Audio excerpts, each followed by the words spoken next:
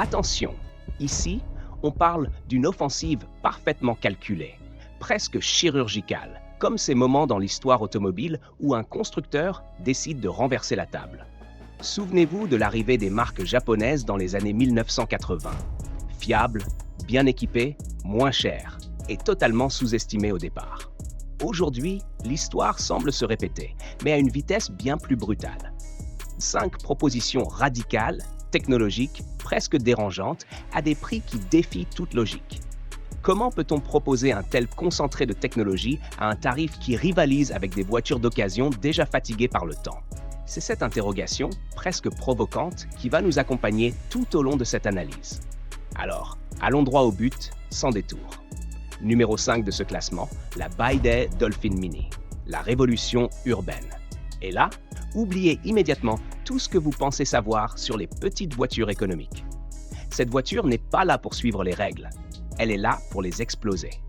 C'est un véritable disrupteur urbain, une sorte de raccourci technologique dans un monde où jusqu'ici, il fallait toujours choisir entre prix et modernité. La comparaison est presque violente, presque injuste, tant l'écart est frappant.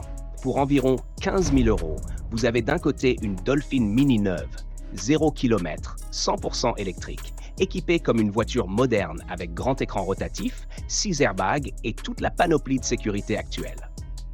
Et de l'autre, pour exactement le même budget, le marché de l'occasion vous propose une Honda Civic 2014 essence, avec des kilomètres au compteur, une technologie d'une autre époque et parfois un historique flou. C'est là que le choc opère. Le rapport qualité-prix devient presque irréel. On ne parle plus d'un bon plan, on parle d'un basculement. Et attention, petit budget ne veut absolument pas dire bas de gamme. C'est même tout l'inverse. Le design extérieur joue avec des codes qu'on associe normalement à des voitures bien plus exclusives. Des lignes tendues, presque agressives. Des poignées de porte intégrées à la carrosserie, un bandeau lumineux à LED à l'arrière qui rappelle certaines signatures haut de gamme. Ce genre de détail, historiquement, était réservé à des modèles 2 à 3 fois plus chers. À l'intérieur, même constat. L'écran rotatif, devenu la signature de BYD, donne immédiatement une impression de modernité assumée, presque futuriste. Et ce cuir vegan, il surprend. Pas par son discours marketing, mais par sa qualité perçue, qui dépasse largement ce que l'on attend dans cette gamme. Mais le véritable cœur de cette révolution, il est invisible. Il est technique. Il s'agit de la fameuse batterie Blade. Et là, on entre dans une autre dimension. Imaginez non pas des blocs classiques, mais une architecture faite de longues cellules fines, organisées comme des lames. Cette conception change tout. Résistance accrue, sécurité renforcée, stabilité thermique impressionnante. Lors de tests extrêmes, on a littéralement enfoncé des clous dans cette batterie, sans provoquer d'incendie. Dans un monde où la sécurité des voitures électriques reste une préoccupation majeure, ce détail change la perception. Et ce n'est pas un hasard si même Tesla s'y intéresse et l'utilise sur certains modèles. C'est un signal fort, presque un aveu silencieux. Plus de 320 km d'autonomie en conditions réelles urbaines. Concrètement, cela signifie une semaine entière de trajet quotidien sans stress, travail, course, déplacement. C'est simple, efficace et redoutablement logique. Une sorte de code secret pour survivre et même dominer la jungle urbaine moderne. Et puis soudain, changement total d'ambiance.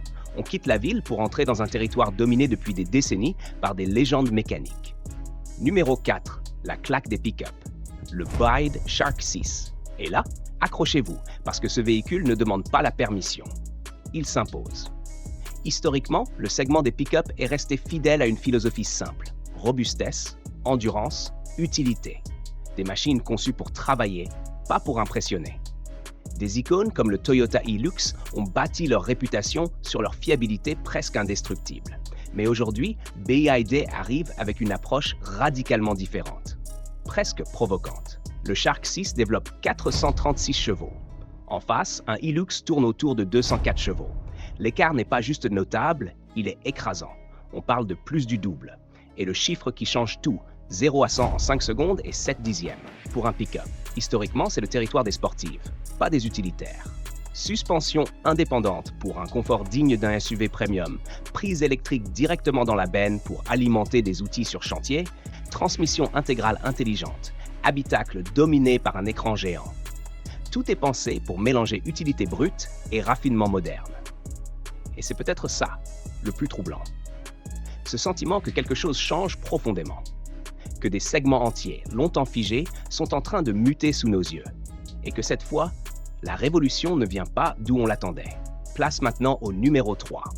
Et là, on entre dans un duel presque mythique, digne des grandes rivalités qui ont façonné l'histoire automobile. Voici la BYD Seal, une voiture qui, selon certains observateurs, serait capable de troubler le sommeil de Elon Musk lui-même. Son objectif est limpide, assumé, presque provocateur. Regarder droit dans les yeux la Tesla Model 3 et pourquoi pas la détrôner. Son arme secrète porte un nom technique, presque discret, mais aux conséquences majeures. La technologie Cell-to-Body. Ici, la batterie ne se contente plus d'être un simple composant posé sous le châssis. Elle devient une partie intégrante de la structure même du véhicule, fusionnée avec le plancher.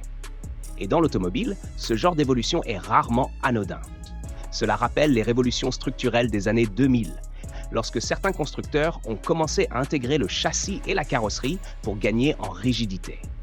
Résultat, une solidité digne d'une supercar, une sécurité renforcée en cas de choc, et surtout, une tenue de route d'un niveau impressionnant. Et puis, il y a ce chiffre, presque mystérieux pour les non-initiés, 0,21. C'est le coefficient de traînée, la capacité d'une voiture à fendre l'air. Avec son design sculpté comme une goutte d'eau, la Seal se classe parmi les voitures les plus aérodynamiques au monde. Et dans l'automobile moderne, l'aérodynamisme, c'est de l'or pur. Moins de résistance, donc plus d'efficacité. Et au final, plus d'autonomie. Mais ne vous y trompez pas, cette efficacité ne sacrifie rien à la performance. Bien au contraire, le 0 à 100 km/h est abattu en 3 secondes et 8 dixièmes. C'est une poussée digne des sportives, le genre d'accélération qui vous plaque au siège et vous rappelle instantanément que l'électrique a redéfini les règles du plaisir automobile. À l'intérieur, c'est un véritable choc culturel. D'un côté, Tesla mise sur un minimalisme presque radical, un écran, une interface et rien de superflu. De l'autre, BYD choisit une approche totalement différente. Une ambiance premium assumée, du cuir vegan matelassé, un système audio immersif, un sélecteur de vitesse en cristal. Deux visions du futur qui s'opposent frontalement. Et au milieu, une question, laquelle séduira vraiment les conducteurs européens? À partir d'ici, on quitte la réalité telle qu'on la connaît. On entre dans une autre dimension, celle où l'automobile flirte avec la science-fiction. Bienvenue dans l'univers de Yangwang, la division ultra-luxe et ultra-technologique de BYD. Et voici le numéro 2, le Yangwang U8. Ce véhicule semble tout droit sorti d'un film de James Bond. Et pour une fois, ce n'est pas une exagération. Imaginez, vous perdez le contrôle, vous quittez la route, vous tombez à l'eau et la voiture active un mode d'urgence. Elle se scelle, se stabilise, flotte comme un bateau et utilise la rotation de ses roues pour se diriger et revenir vers la terre ferme. On n'est plus dans l'innovation, on est dans la rupture totale. Pour accomplir cela, il faut une puissance hors norme. Et elle est là, 1180 chevaux. 4 moteurs électriques, un par roue, une architecture qui rappelle certains prototypes militaires ou concept cars jamais commercialisés. Résultat, le véhicule peut pivoter sur lui-même comme un tank, effectuer des manœuvres impossibles pour un SUV classique et abattre le 0 à 100 km/h en 3 secondes et 5 dixièmes. Malgré un poids dépassant les 3 tonnes et demie, c'est presque irréel. Et l'intérieur, c'est un monde à part.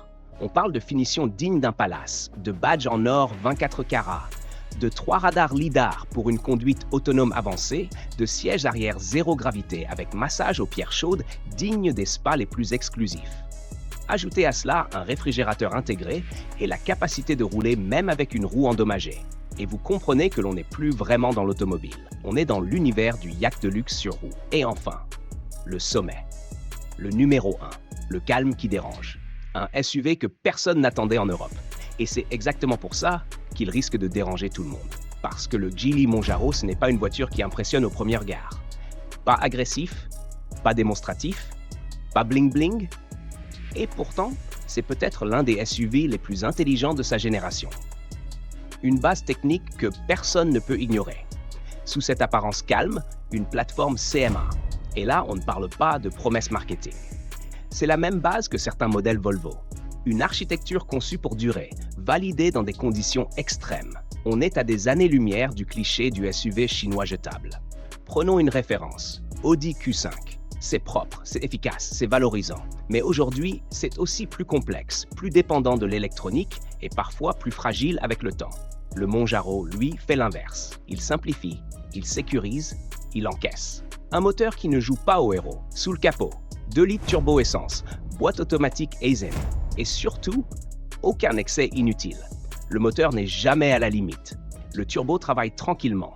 Le refroidissement est large. Résultat, moins de chaleur, moins de contraintes, plus de durée de vie. Là où certains SUV commencent à fatiguer, lui reste stable, constant, prévisible. La fiabilité, la vraie.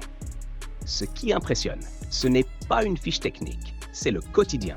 Boîte toujours fluide, électronique qui ne bug pas, comportement rassurant tout le temps. Et à l'intérieur, matériaux solides, assemblage sérieux, confort qui ne se dégrade pas. Parce qu'une voiture fiable, ce n'est pas juste celle qui ne casse pas, c'est celle qui ne t'épuise pas avec les années. En Chine, environ 25 000 euros. En Europe, 45 à 50 000 euros. Et là, la réflexion commence. Les comparaisons qui font mal. Volvo XC60 plus cher pour une base technique proche Lexus NX ultra fiable, mais plus complexe et moins spacieux. Le Geely Monjaro ne cherche pas à être le meilleur, il cherche à être logique. Et du coup, il expose quelque chose que beaucoup préfèrent éviter. Si la base est la même, si la qualité est là, pourquoi payer autant ailleurs?